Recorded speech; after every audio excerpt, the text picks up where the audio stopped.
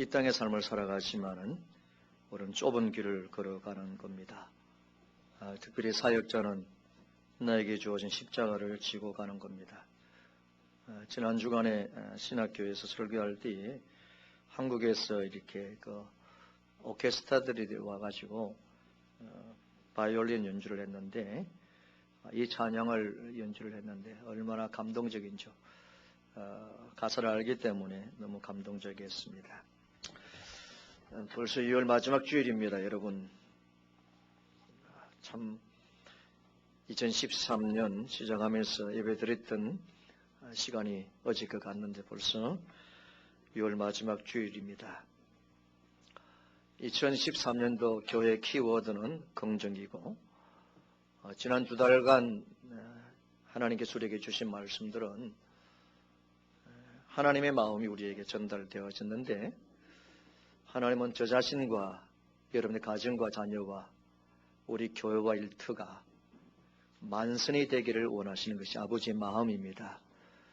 이 아버지의 마음이 여러분들에게 다 전해진 줄로 알고 또 이 만선의 복을 누리겠다라는 그런 선한 욕심을 우리 모두가 가지게 되어졌습니다.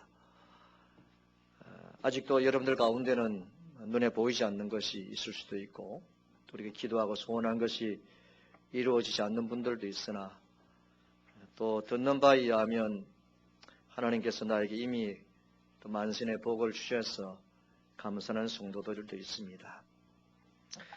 우리가 만선의 복을 누리며 살아가려고 할 때에 필요한 그런 하나님 말씀이 무엇이 있는가를 말씀을 드렸는데 우리가 만선의 복을 누리려고 하면 예수님께서 배를 빌려 드려야 됩니다. 베드로가 타고 있던 배를 예수님께 빌려 드렸습니다. 여러분 예수님께 우리의 배를 빌려 드리지 아니하면 우리는 예수님을 통하여 복을 받을 수도 없고 만선을 누릴 수도 없습니다. 예수님에게 배를 빌려드리고 또 예수님의 말씀에 순종했습니다. 결과적으로 두 달간에 있어서 말씀의 핵심은 이겁니다. 만선의 문제는 바로 생각의 문제입니다. 우리가 만선의 문제는 바로 마음의 문제입니다. 할렐루야. 우리가 하나님의 만선의 복을 누리려고 하면 결국 생각에 달려있고 우리의 마음에 달려있습니다. 우리 하나님은 절대 긍정이신 하나님입니다. 하나님은 완벽합니다. 그러므로 내가 긍정적인 생각을 하느냐 하지 않느냐 여기에 만선이 달려있습니다. 어떤 생각을 가지고 어떤 마음을 가지느냐를 따라서 여러분 10명의 정탐꾼들은 하나님이 기뻐하지 않는 부정적인 생각을 가지고 그 말을 붙들므로 인하여 수많은 사람들을 죽음으로 몰아갔습니다. 한 사람의 생각이 한 사람의 마음에 품는 것이 민족을 살릴 수도 있고 가정을 살릴 수도 있고 교회를 죽일 수도 있습니다. 생각을 하나님이 기뻐하시는 방향으로 생각하는 사람은 나를 살리기도 하고 가정도 살리기도 하고 교회로 살릴 수 있는 것이죠. 그래서 마음이라는 것은 여러분 추상적인 에너지가 아니라고 했습니다. 마음이라는 것은 생각이라는 것은 실제적으로 우리의 삶에 엄청나게 영향을 끼치는 에너지, 힘 자체라고 말씀을 드렸습니다. 믿습니까 여러분?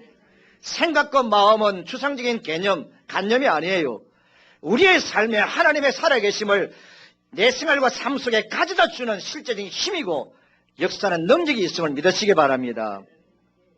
그래서 우리가 세 가지를 생각해야 되는데 첫째는 우리가 살아가면서 많은 상황과 현실을 맞이하게 되어지고 현실과 상황 속에 빠지게 되어지고 부딪히게 되어질 때에 나를 둘러싸고 있는 그 상황을 먼저 긍정적으로 볼 수 있어야 됩니다. 하나님께서 하시고 하나님께서 역사하시고 하나님의 손길이 뒤에 있다는 사실을 볼 수 있는 눈을 가져야 됩니다. 성도 여러분, 앞으로 우리 교회가 하나님의 살아계심을 전거하고 주의 이름을 드러내고 교회다움을 나타내는 이런 놀라운 일들을 위하여서 큰 일을 이루려고 할 때에 하나님은 저와 여러분들에게 요구하시는 것은 동북에 속한 성도들 너희들이 교회 생활하면서 교회에 닥쳐오는 어떤 상황이 있다 할지라도 그 상황과 현실 가운데서 하나님께서 행하실 것이고 하나님의 선한 손길이 있고 그리고 긍정적으로 볼 수 있는 눈을 가지라라고 말씀하고 있습니다. 두 번째는 다른 사람에 대한 태도입니다. 우리 주변에 있는 가족들뿐 아니라 직장에 있는 동료들과 교인들과 주변에 있는 사람들에 대해서 긍정적인 생각과 좋은 생각을 가지고 볼 수 있어야 됩니다. 세 번째는 자기 자신입니다. 여러분, 자기 자신에 대해서 감사하시고 자기 자신에 대해서 하나님 아버지 앞에 정말로 하나님께서 나를 주의 자녀 삼아주신 부분에 대한 이 자존감을 가지고 자기를 사랑하고 자기를 좋게 생각하고 자기를 긍정적으로 생각할 수 있는 이것이 우리에게 필요한 겁니다. 마지막으로 이 긍정의 결정체는 말입니다. 긍정의 삶은 반드시 말로 표현되었습니다. 그런데 하나님은 말씀하시는 하나님이신 동시에 하나님은 들으시는 하나님이십니다. 그래서 하나님께서는 우리가 하시는 말씀을 듣고 그대로 행하십니다. 2013년도에 긍정적인 이 키워드를 가지고 살아가는 저와 여러분들이 2014년뿐 아닙니다. 주님 부르실 때까지 평생 동안 우리의 머릿속에 우리의 마음속에 깊게 여러분 새겨야 될 것이 있습니다. 하나님은 내가 말하는 대로 들으시고 하나님께서는 내가 말하는 대로 행하신다는 것을 잊지 마시기를 축원합니다. 하나님께서 왜 나에게 우리의 삶 가운데 특별한 은혜를 주시지 않을까? 왜 내가 늘 감사하면서 기뻐하면서 즐거워하면서 주를 섬기지 못하는가? 그 이유가 무엇입니까? 내가 연약하고 부족할 수도 있지만 우리가 하나님 아버지 앞에 했던 말들을 하나님이 들으시고 행하시기 때문에 그럴 수도 있다는 것을 잊지 말아야 됩니다.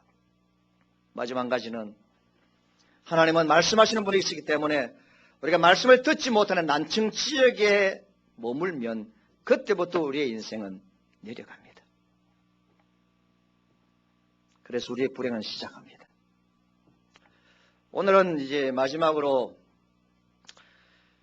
만순의 복을 받으려고 하면 심는 대로 거둔다는 성경적인 원리를 여러분들에게 소개하려고 합니다. 이제 3월 달부터는 우리가 이제 고난주간도 있고 하기 때문에 또 새로운 말씀으로 준비를 해야 하기 때문에 만순에 관계되어진 말씀은 오늘로서 이제 맺으려고 합니다. 그러면서 하나님께서 마지막으로 우리에게 주시는 말씀은 바로 이겁니다. 하나님께서 우주를 치리하시기 위하여서 이 우주 만물의 밑바탕에 설정해 놓으신 법칙들이 있습니다. 하나님께서 만물을 창조하셨습니다. 하나님께서 우주 만물을 다스리고 계십니다. 하나님께서 천지 만물을 창조하시고 이 우주 만물 밑바탕에 하나님께서 설치해 놓으신 법칙이 있습니다. 이 법칙은 모든 만물들에게 다 적용되었습니다. 예외가 없습니다. 그 법칙이 뭡니까? 심는 대로 거둔다는 겁니다. 갈라디 6장 7절 말씀에 스스로 속이지 말라. 하나님은 만전의 여김을 받지 아니하니 사람이 무엇을 심든지 그대로 거둔다는 말씀입니다. 성도 여러분, 심는 대로 거둔다는 이 진리, 이 법칙, 우주 모든 만물의 모든 영역에 다 적용이 되었습니다. 자, 여러분 보세요. 농부가 밭에 호박을 심었는데 오렌지가 나왔어요. 참 좋죠. 오렌지 좋아하는 사람. 여러분, 사과를 심었는데 참외가 달렸어요. 참외를 좋아하는 저는 참 좋겠죠. 근데 여러분, 호박을 심었는데 오렌지가 나오고, 여러분, 사과를 심었는데 참외가 나오면 그때부터 이 세상은 혼란에 빠집니다. 심은 대로 거두어야만이 사회 질서가 유지됩니다. 오늘 이 사회를 어지럽게 하고 상류층에 있는 사람들이 저와 여러분들의 마음을 아프게 하는 많은 일들 가운데 하나가 뭡니까? 적게 심고 많이 거두려고 합니다. 몇 개월 잠깐 근무했는데 몇 억씩 몇십억씩 월급을 받습니다. 결국 이런 것들은 사회를 혼란하게 만들죠. 사랑하는 성도 여러분, 우리 주변에 보면 우리가 살아가면 특별히 교회 중심의 삶을 살아가다 보면 하나님께서는 심는 대로 거두시는 분이신 거라는 것을 많이 봅니다. 젊을 때에 참 남을 잘 섬겼던 사람들 보면 나이 많아서 젊은 사람들보다 존경과 사랑을 받는 사람들을 봅니다. 젊을 때부터 섬기지 못하고 살아왔던 사람들 나이가 들어서 사람들로부터 존경과 사랑을 받지 못하는 부분도 많이 보죠. 어떤 목사님이 이런 말을 했었습니다. 자기 교회 교인들은 예배에 참석하면 앞에부터 착착 앉아야 되겠는데 뒤에부터 앉는 거예요. 그래서 막 야단도 치고 이랬는데도 잘 그 습관이 안 고쳐져요.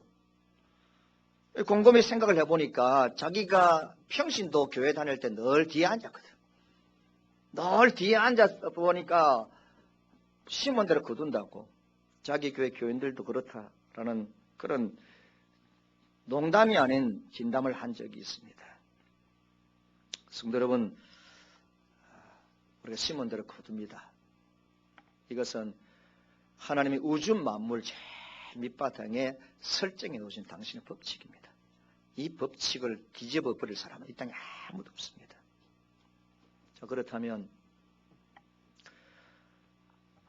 우리가 참 만선의 복을 누리고 정직한 부자가 되고 행복한 부자가 되고 진실한 부자가 되고, 그래서 오늘 말씀에도 참 선한 일을 위하여서 많이 나누어 주고도 남을 수 있는 인생을 살려고 한다면 심어야죠.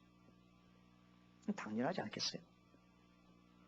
여러분, 누가 이 법칙을 뒤집어 버리는 가운데 살아갈 자가 어디 있습니까? 아무도 없습니다.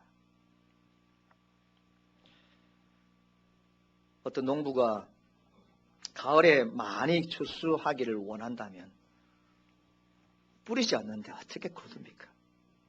봄에 경작을 하고 파종을 하고 씨를 뿌리고, 그래야만이 가을에 거둘 수 있지 않습니까? 오늘 저와 여러분들이 정말로 만선의 복을 정말로 누리기를 원하면 하나님 말씀이 그렇게 말씀하고 있으니까 그 말씀을 듣고 그들을 순종하고 따라가고 행하도록 노력하면 됩니다. 우리가 물질을 심으면 물질을 거둡니다. 우리가 물질을 심을 때 함부로 심으면 안 되죠. 심어야 될 때 심어야 되는데 쓸데없는 심어가지고 손해를 엄청 봅니다. 물질을 심을 때는 첫째는 가진 것에 초점을 맞추는 것이 아니라 추수하기를 원하는 분량에 초점을 맞춰야 됩니다. 이거 성경적입니다. 오늘 9장 6절에 적게 심는 자는 적게 거두고 많이 심는 자는 많이 거둔다라는 말씀인데, 적게 심는 자는 적게 거두고 많이 심는 자는 많이 거둔다는 하나의 말씀인데, 우리가 심을 때에 내가 가지고 있는 것 10개밖에 안 되니까 10개 중에 내가 2개를 심는다, 1개를 심는다, 이 원리가 아니고요. 내가 추수하기를 원하는 그 분량에, 내가 추수하기를 원하는 소원에, 내가 추수하기를 원하는 그 목적에, 내가 추수하기를 원하는 선한 욕심에 맞추어서 심으라, 그 말입니다. 이것이 성경이 말하는 원리입니다. 세상에서는 내가 가지고 있는 것을 심지만은 주님이 원하시는 것은 내가 정말로 거두기를 원하느냐, 내가 정말로 받기를 원하느냐, 그 원하는 분량에 따라서, 그 선한 욕심에 따라서 초점에 맞춰 심으라는 것입니다. 이것이 성경적인 겁니다.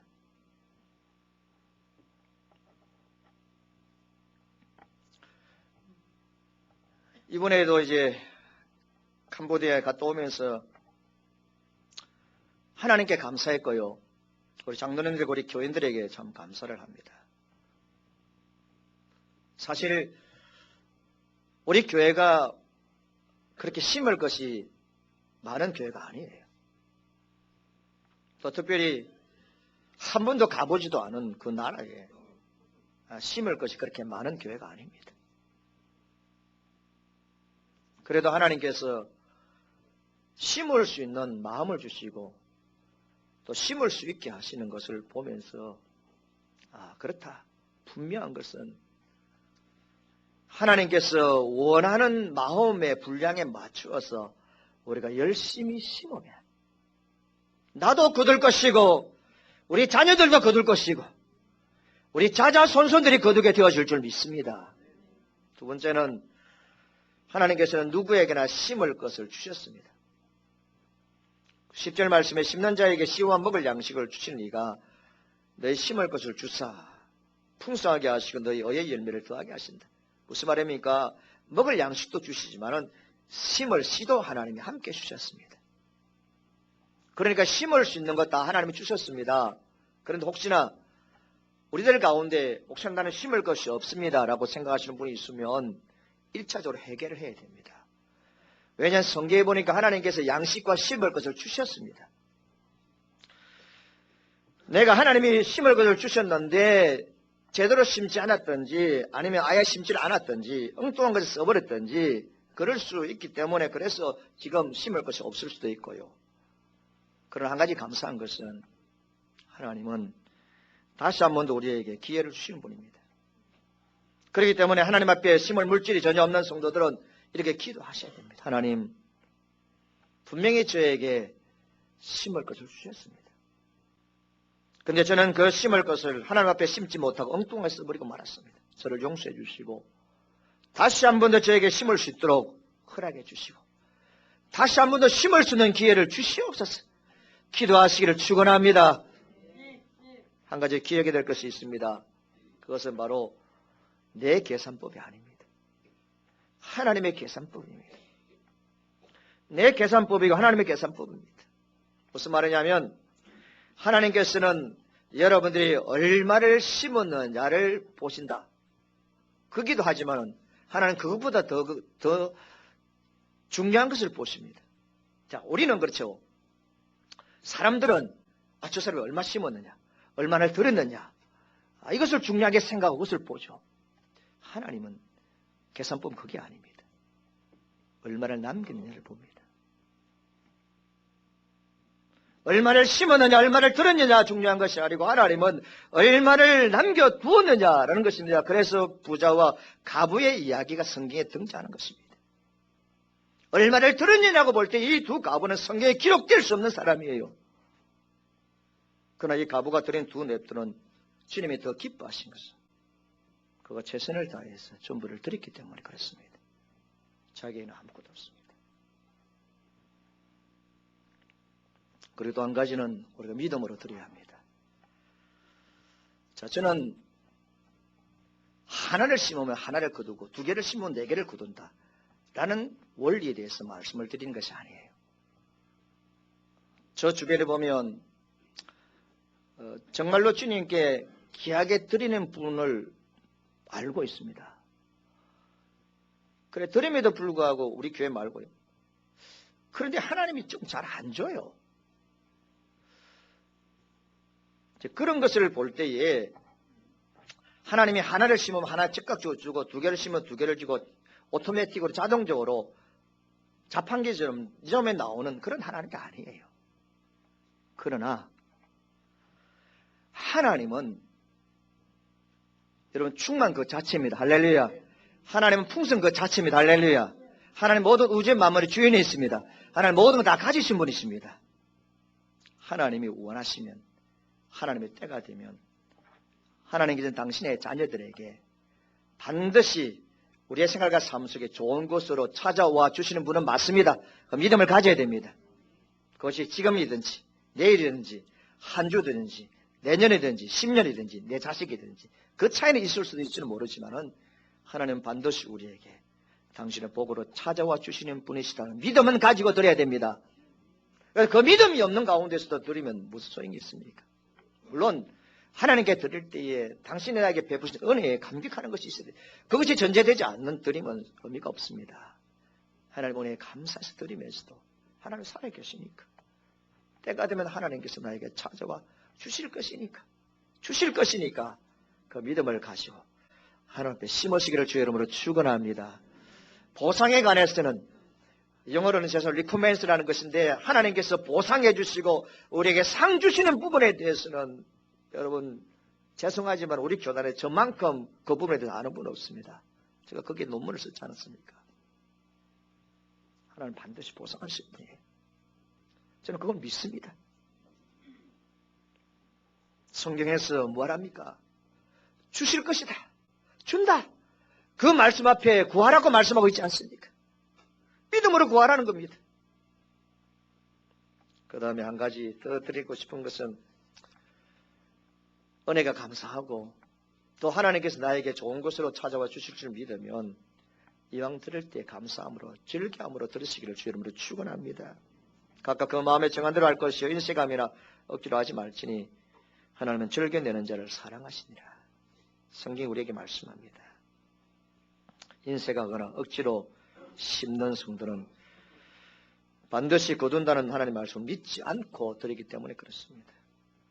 하나님은 우리로부터 우리가 가지는 귀중한 것을 빼앗아 가기를 원하시는 분이 아니잖아요. 하나님은 더 주시기를 원하십니다.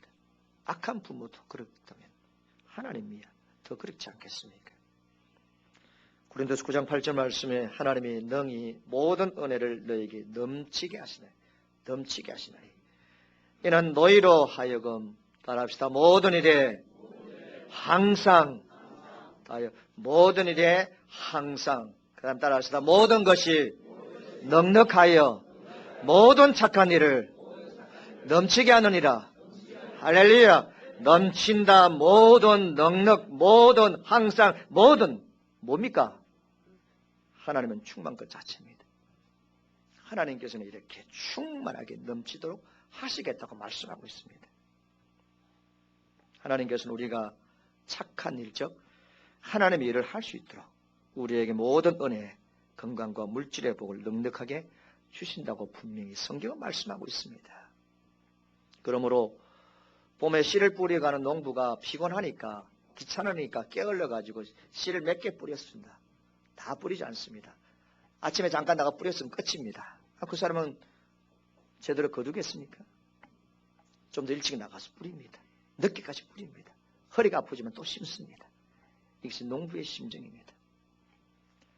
하나님께서 우리에게 그런 마음을 원하십니다. 기쁨으로 씨를 뿌리시기 바랍니다. 마지막 한 가지는 우리가 만선의 복을 누리려고 하면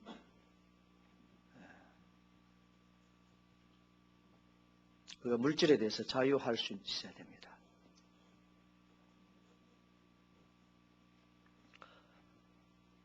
제가 드리는 오늘 다음의 설교는 제가 확실히 믿는 것이고 제가 나름대로의 간증입니다. 하나님은 우리 모두가 행복하기를 원하시는 분이십니다. 우리의 행복은 하나님의 소원입니다. 하나님께서 보시기에 좋았더라고 말씀했지 않습니까? 하나님은 우리가 행복하게 살기를 원하십니다. 우리의 소원도 행복입니다. 목사인 제가 여러분들도 행복하게 참 잘 살기를 원하는 것이 제 소원입니다. 행복을 다른 말로 하면 잘 산다는 거죠. 하나님 우리를 잘 살기를 원하십니다. 그런데 실제적으로 사람들을 보면 잘 사는 사람이 별로 없는 것 같고 실제적으로 보면 행복하다고 말하는 정말로 행복이 무엇인지를 모르는 사람이 너무 많은 것 같아요. 그 이유가 뭐냐면 무엇이 우리를 행복하게 하는지 정확하게 모르기 때문입니다.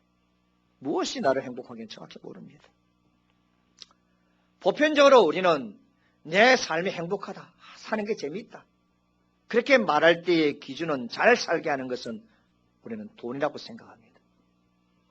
돈이 우리를 행복하게 하고 우리를 잘 살게 한다. 여러분 틀린 말은 아닙니다. 그러나 돈이 많으면 행복하고 그렇지 아니하면 불행하다고 생각하는 것은 잘못된 것입니다. 그래서 우리는 돈 많은 부자를 잘 사는 사람을 이야기하고 돈이 없고 가난한 사람은 못 사는 사람이라고 이야기를 합니다. 세상에서는. 그래서 모든 사람들의 관심은 경제고 국가도 심지어 교회도 우리 자신은 잘 사는 것 돈의 문제, 경제가 우리의 최고의 관심입니다. 저는 돈이 아무것도 아니라고 생각하지 않습니다. 오해하지 마세요. 없어 보니까 어떤 데서 극단적인 빈곤이 얼마나 사람들을 힘들게 하고 있는지는 저는 잘 압니다. 그래서 솔직한 마음으로는 가난한 것보다 부한 것이 좋아요. 저도 가난한 것보다 없는 것보다 있는 게 좋아요. 하나님 마음도 그럴 것 같다라고 저는 생각합니다. 에덴 동산은 부한 곳이었습니다. 에덴 동산은 모든 것이 다 충만했습니다. 부정한 것이 없었습니다. 그러나 가난한 타락 이후에 인간의 땅에 들어온 현상입니다. 그럼에도 불구하고 저는 돈이 우리 인간을 궁극적으로 행복하게 만들고 돈이 우리의 인생을 정말로 잘 살게 한다고 생각하지 않습니다. 그러므로 모든 관심과 목적을 돈에 두고 살아가는 것은 절대로 지혜로운 것이 아닙니다. 어쩌면 어리석은 일입니다. 돈이 많다고 잘 사는 것이 아니고 돈이 많다고 꼭 행복해지는 것이 아닙니다. 목사님 너무 상투적이에요. 돈이 많다고 잘 사는 것이 아니고 돈이 많다고 행복한 것이 아니다. 많이 들어보았죠. 세상 사람들 그렇게 말하죠. 너무 상투적입니다. 그렇지나 여러분, 이것을 깨달음이 없이는 진정으로 행복한 삶을 살 수 없습니다. 이 출발점을 통과하지 않으면 누구도 행복할 수 없습니다. 누구도 잘 살 수 없습니다. 마태복음 11장 28절 말씀에 수고하고 무거운 짐진 다 내게 오라. 내가 너희를 편히 쉬게 하리라고 말씀합니다. 수고하고 무거운 짐진 자들. 이 말씀을 딱 보면 우리 모두는 다 그리스도인들도 수고하고 무거운 짐진 자들이라는 것은 가난한 자를 말하고 생각합니다. 부한 자를 말하고 있다고 생각하지 않습니다. 수고하고 무거운 짐 없는 자들, 가난한 자들, 어렵게 살아가는 사람들이 바로 가난이 짐이기 때문에 그런 사람들에게 해당되어지는 말씀이라고 생각합니다. 그러나 결코 그런 거 아닙니다. 오늘 여기서 말하고 수고하고 무거운 짐진 자는 가난한 자도 포함됩니다. 수고하고 무거운 짐진 자는 부한 자도 다 포함되어집니다. 그 이유가 무엇인지 들어보시기 바랍니다. 물론 가난은 무겁고 부담스러운 거 맞습니다. 돈이 없으면 솔직히 삶이 불편할 때가 많습니다. 그러나 우리가 알아야 될 것은 가난하고 돈이 없으면 불편한 것은 맞습니다만 불행한 것은 결코 아닙니다. 가난을 불행이라고 이야기하면 심각한 문제가 발생합니다. 가난 자체가 불행한 것이라고 생각하고 가난 자체가 못 사는 것이라고 생각하면 아주 심각한 문제가 발생하는데 그것은 바로 가난이 불행이라면 부함 자체가 행복이기 때문에 가난 자체가 불행이면 부자가 바로 행복이기 때문에 아주 심각한 문제를 발생합니다. 부함이 좋기는 좋은데 생각처럼 우리를 행복하게 하지 못하는 경우들이 참 많이 있습니다. 가난이 불행이라면 그냥 돈만 많이 벌면 저절로 행복할 수 있겠죠? 그것이 아닙니다. 그러므로 가난이 생각처럼 저는 여러분들에게 가난한 것이 없는 것이 로맨틱하고 아주 낭만적이라고도 말하고 싶지 않습니다. 낭만적 아닙니다. 가난해 보세요. 돈이 없어 보세요. 낭만입니까? 아닙니다. 불편한 겁니다. 그러나 우리가 기억해야 될 것은 우리가 그래도 하나님을 믿는 신앙을 가진 신자로서 돈이 없고 가난하고 주어야 되는데 주지 못해서 안타까울 때에 그것이 불행이 아니고 내 인생에서 단지 불편한 것밖에 없더라고 아주 용기 있게 호기 있게 취급해 버릴 수 있는 저와 여러분 되시기 바랍니다. 결코 없는 것이 가난한 것이 불행이 아니고 못 사는 것이 아니고 그저 내가 삶을 사는데 조금 불편한 것밖에 없다.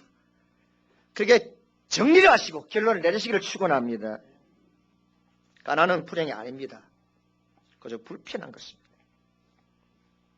그러나 그렇다고 가난이 아무것도 아닌 것은 아닙니다, 여러분. 가난은 참 수고스럽고 부담스러워요. 무거운 것은 맞습니다. 그렇기 때문에 가난 자체가 무겁기 때문에 그 무거운 짐을 벗어버리려고 노력해야죠. 땀 흘려 일해야 되죠. 저는 우리 교회 우리 여자 성도들이 일하는 부분 저는 좋다고 생각합니다. 일해야 되죠. 또 가난이라는 짐을 벗어버리려고 저축해야 되죠. 저는 여러분들에게 저축을 권장합니다. 저 빼고요. 왜? 가난이라는 자체가 우리에게 짐이 될 때가 많기 때문에 저축도 하고 열심히 땀 흘려 일해야 되죠. 일찍 일어나야 되죠. 늦게까지 일해야 되죠. 그러나 여러분 아셔야 될 것은 제가 많이 가져보지는 않았지만은 부함도 수고스럽습니다. 많이 가지는 것도 수고스럽습니다. 짐이 됩니다. 부함을 통하여 누리고 얻는 좋은 것보다는 그것을 유지하려고 하다 보니까 가지고 있고 부한 것 자체를 그거 계속 더 늘려보려고 정신시키려 보려고 하니까 더 골치 아프고 또 부담이 될 때가 많습니다. 부함은 어떻게 보면 우리를 가난에서부터 벗어나게 할 수 있습니다. 그러나 가난으로부터 자유함을 얻는 즉시 부한 것에 많이 가진 것은 노예가 되는 경우들이 얼마나 많습니까? 단지 주인이 가난해서 부함으로 바뀐 것뿐입니다. 제가 인천공항에서 김포로 오는 공항버스를 딱 탔는데 첫 번째 제가 들었던 뉴스입니다. 노현정 씨와 박상아 이야기입니다. 현대그룹의 며느리고 전직 대통령의 며느리입니다. 참 부끄러워요. 그분들이 뭐 가진 것이 없습니까? 가진 것이 없습니까? 여러분 자식들을 남들보다 더 잘 키울 수 있는 방법도 엄청 많습니다.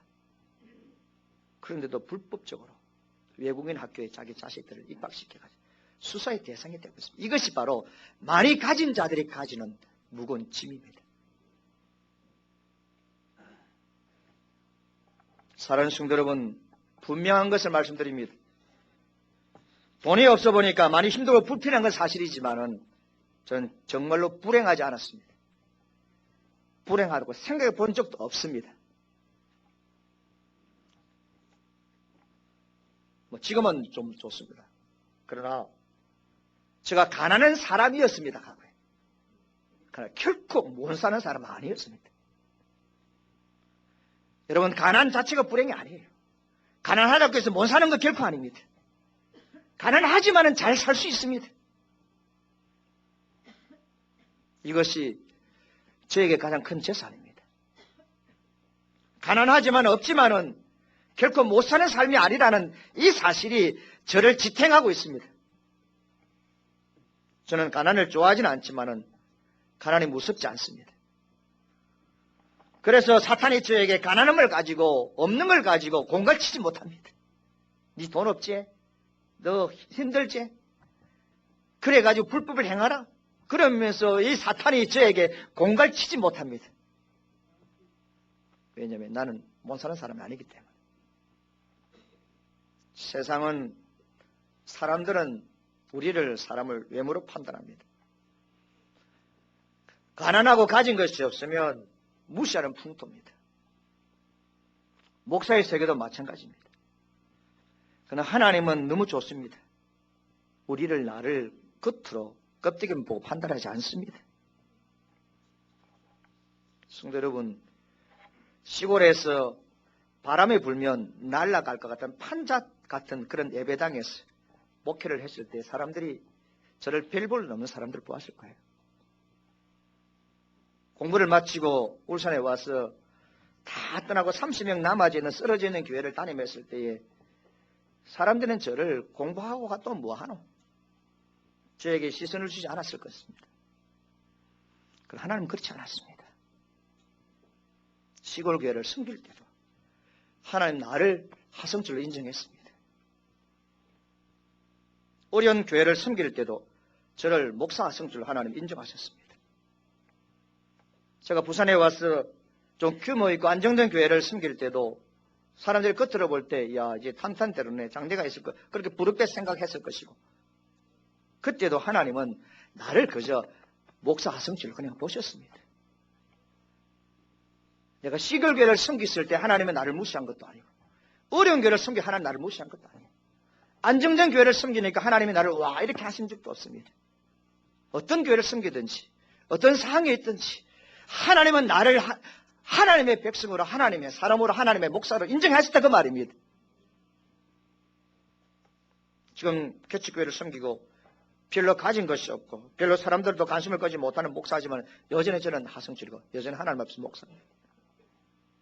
하나님께서 혹시나 우리 교회와 저를 더 영향력 있게 사용한다 할지라도 여전히 저는 하성줄입니다. 하나님 그렇게 보실 것입니다. 가난할 때도 하성줄이었고요. 조금이라도 저축할 수 있는 이 순간에도 목사 하성줄입니다.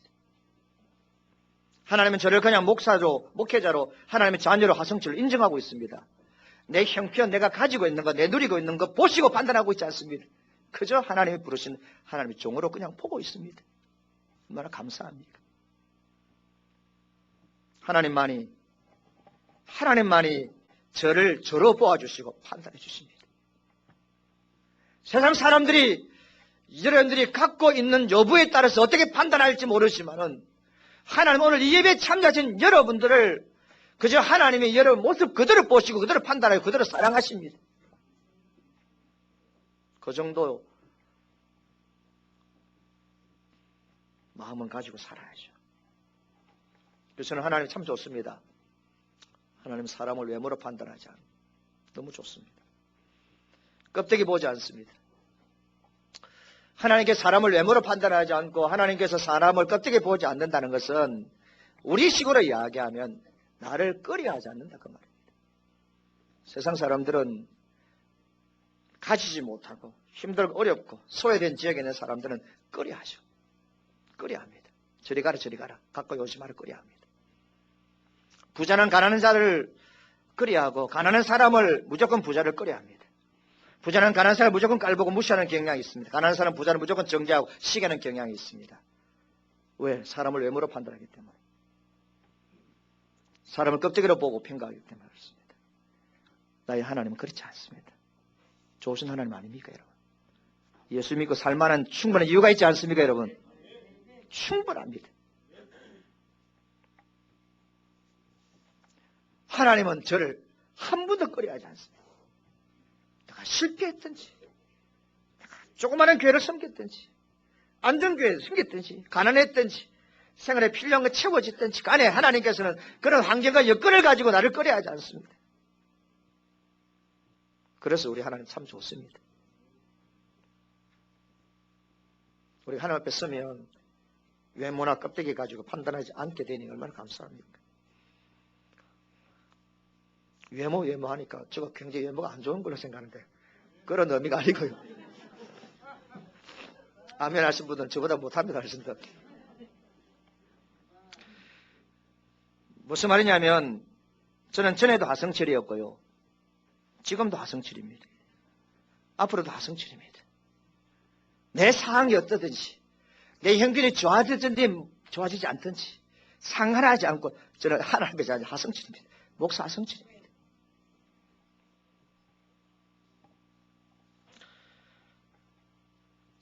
성도 여러분, 여러분들이 작은 교회를 섬기더라도 큰 교회를 섬기더라도 그 자체가 우리의 평가의 규칙을 못합니다. 아시길 바랍니다.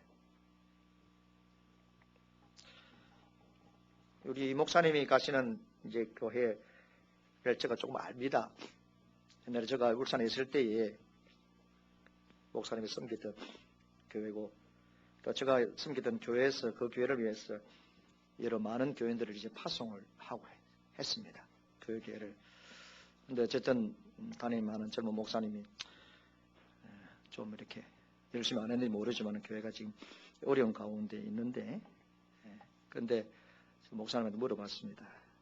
그 30명 교인들이 그 교회를 위해서 왔다가 그 남아있는 사람이 있으니까 모르니까 한 가지인가 두 가지인가 남아있대요. 그래서 참 남아있는 분이라도 있으니까 얼마나 감사합니까? 왜 그런 줄 아십니까? 오늘 이 말씀을 몰라서 그렇습니다. 내가 큰 교회를 섬기든지 작은 교회를 섬기든지 내가 부자든지 가난하든지 내가 위치가 높진 낮든지 하나는 그런 외모를 가지고 나를 평가하지 않습니다. 여러분 그렇지 않아요. 생각해 보세요. 하나님께서 우리를 부르신 것은 내가 죄인 되었을 때 불러주셨습니다. 그렇잖아요. 그러면 하나님이 뭐 외모나 뭐 이런 것 가지고 판단 안 해요. 하나님은 내가 너를 위해서 하나밖에 없는 독생 예수를 주신 겁니다. 그것 때문에 사랑한 겁니다. 그러니까 뭐 큰 교회 좋죠. 큰 교회 다닌다고 내가 신분이 상승되는 거 아니에요. 큰 교회 다닌다고 뭐 장사가 잘 되는 것도 아니에요. 정말입니다, 여러분. 언제나 나를 부유하게 하고 정말 잘 살게 하시고 행복하게 하시는 하나님이 따라합니다. 세상이 아니다. 할렐루야. 우리를 행복하게 만들고 우리를 잘 살게 만드는 것은 사람도 아니고 세상도 아니에요. 하나님입니다. 그래서 오늘 말씀에 우리 주 예수 그리스도의 은혜를 너희가 알거니와 부유하신 이로써 너희를 위하여 가난하게 됐으면 그의 가난으로 말미암아 너희를 부유하게 하려 하심이라. 하나님 부유하게 하시기를 원하십니다. 이왕 이제 오늘 그런 설교를 하려고 했으니까 제가 결혼을 했습니다. 결혼했는데도 대학원 2학년, 3학년 졸업반 다 됐는데 교회에서 20만 원 생활비 줬습니다. 10만 원 달세 내고 10만 원 나갔습니다. 강도서 시절에 시골에 가보니까 그래서 교인들이 힘든 가운데도 애도 있다 이래가지고 50만 원 생활비 주셨습니다. 부목사 때 울산에 가보니까 제가 가르치던 학생이 고등학교 졸업하고 현대자동차에 입사를 했는데 그때 월급이 200만 원이었어요.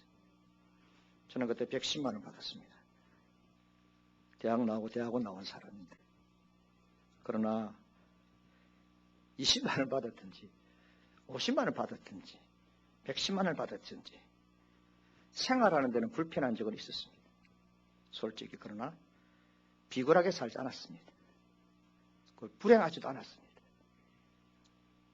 마음은 부유했습니다. 담임 목사가 되어서 교회 생활하는데 뭐 큰 불편은 없습니다. 상황이 많이 나아졌습니다. 그래도 내 마음은 부유합니다. 그래서 여러분들에게 말씀을 드리고 싶은 것은 저를 부유케 하시는 분은 하나님이지 세상이 아닙니다. 돈도 아닙니다. 그래서 힘써서 노력해서 세상적으로의 부유함을 내려놓으려고 노력합니다. 이 중심을 가질 때 하나님 복을 주십니다. 세상과 사람이 나를 부유케 하는 것이 아니라 하나님이 나를 부유케 하신다는 것을 믿고 세상 사람들이 말하고 있는 이 부유함을 그래도 좀 우리가 사람이니까 잘 안 되지만 내려놓으려고 애쓰고 몸부림치는 것을 보면 하나님께서 하늘문을 열어주시고 복을 주실 줄 믿습니다. 그런데 그리스도인을 하면서 예수 믿는다고 하면서 천국 간다고 하면서도 세상 사람들이 가지고 있는 그 세상적인 방법과 세상적인 부유함을 가지려고 노력하고 잠 못 자고 비굴하게 살고 드릴 것 드리지 않고 삶을 산다. 어찌 하나님 우리에게 주시겠습니까? 그래서 사랑하는 성도 여러분, 이와 같은 환경과 물질과 돈에 얽매이고 싶지 않습니다. 또 거기서 오전하고도 싶지 않습니다.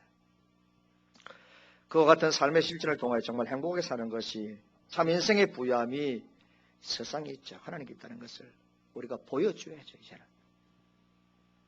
항상 기뻐하라, 쉬지 말고 기도하라, 범사에 감사하라. 이런 그리스도의 일을 향한 하나님의 뜻입니다. 너무 좋습니다, 여러분.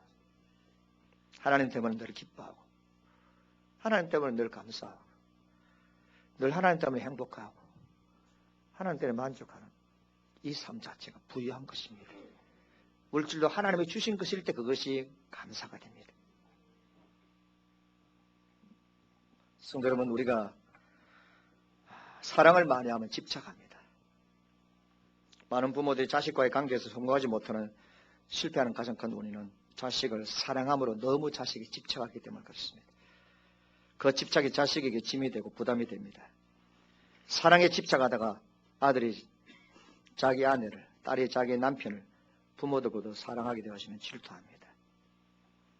그러나 저와 여러분들은 이 자식만큼은 아니지만 그에 못지않게 좋아하는 것이 있습니다. 그것이 바로 돈입니다. 사람들이 자식만큼 놓지 못하고 집착하는 것이 있다면 그것은 돈일 것입니다. 저도 돈이 좋습니다. 그러나 우리에게 가장 소중한 자유를 빼앗아가는 것이 있다면 그것은 더 깊이 생각할 것이 없이 바로 그것도 돈입니다. 저를 포함한 많은 사람들이 지나치게 돈과 물질에 집착하여 돈과 물질의 노예가 되어 그리스도 안의 영적인 자유를 잃어버리고 살아갈 때가 많습니다. 성도 여러분, 다시 말씀드립니다. 솔직히 돈이 좋습니다. 저도. 그러나 돈의 노예는 아닙니다. 또 돈의 노예는 되고 싫습니다. 돈이 없어서 불편하고 주님의 나라를 위해서 만회드리지 못하는 것 안타까워할 때가 많이 있지만 돈 때문에 내 신앙이 하나님 관계 위축되고 비굴하게 살기를 원치 않습니다. 가난도 부도 죄가 아닙니다. 가난해도 행복하게 사는 것은 주님이 원하십니다. 부자가 되어도 행복하게 살기를 주님이 원하십니다. 없는 것에 불평하지 마시고요. 있는 것에 감사하시기를 축원합니다. 작은 것이라 들을 수 있을 때 주님께서 기뻐 받으실 줄 믿습니다. 그렇다면 진정으로 부유한 자입니다. 있으면서 들으지 못하면 자유하지 못합니다. 하나님 껍데기를 보지 않습니다. 얼마나 가진 것을 보지 않습니다. 하나님 중심을 보십니다. 그래서 주님이 너무 좋습니다. 전에도 하성 지르고 지금도 하성 지르고 앞으로도 하성 지를 것입니다. 그렇게 봐주시는 주님 때문에 살아갈 맛이 납니다. 그래서 예수님이 너무 좋습니다. 전에는 가족들과 함께 살았고 아내와 남편 안에 살았는데 지금 혼자 사십니까? 그때도 여러분이었고 혼자 사는 지금도 여전히 하나님이 여전히 여러분들을 사랑하십니다. 그때 성공했을 때 또 지금 실패했습니까? 직장을 잃어버렸습니까? 건강이 안 좋습니까? 좋든지 안 좋든지 실패했든지 성공했든지 그 상황 따라 사는 여러분들을 판단하지 않습니다. 이런 모습 그대로 주님이 사랑하십니다. 만선을 원하십니까? 열심히 심으시기 바랍니다. 만선을 원하십니까? 주님 안에 자유하시기 바랍니다. 그러면 주님께서 나의 삶을 풍성케 하고 우리를 부욕케 하실 줄 믿습니다. 나를 여전히 인정하시고 나를 여전히 사랑하시고 세상 끝날까지 여전히 함께 하실 주님이 너무 좋습니다.